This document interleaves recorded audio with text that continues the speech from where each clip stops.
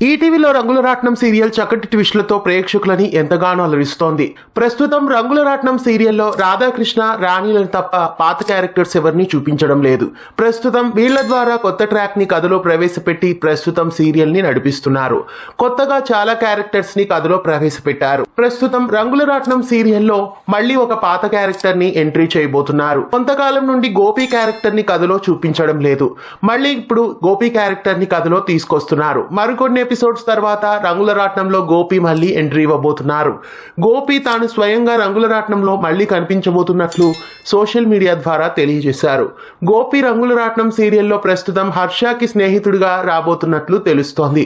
మరి రంగుల రాట్నం సీరియల్లో గోపి హర్ష దగ్గరికి వచ్చినప్పుడు అక్కడ మాధవిగా ఉన్న రాణిని చూస్తాడా? కథలో ఎలాంటి మలుపులు తిరగనున్నాయి?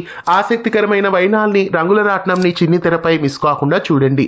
ఇలాంటి మరెన్నో అప్డేట్స్ కోసం ఛానల్ని సబ్స్క్రైబ్ చేసి గంట కొట్టేయండి.